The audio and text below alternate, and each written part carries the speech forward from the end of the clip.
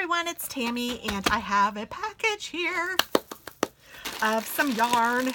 This is from Expression Fiber Arts, and I am thrilled to get this. This is called Mountain Air.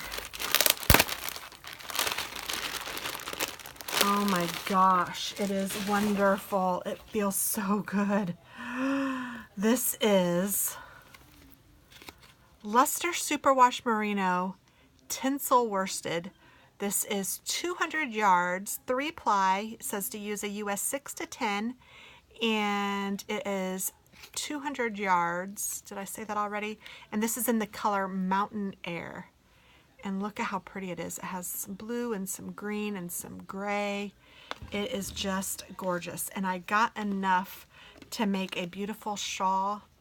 Oh my goodness, I am excited. And it is a thicker weight for sure than I have seen at Expression Fiber Arts, or that I have gotten from Expression Fiber Arts, and I just love them.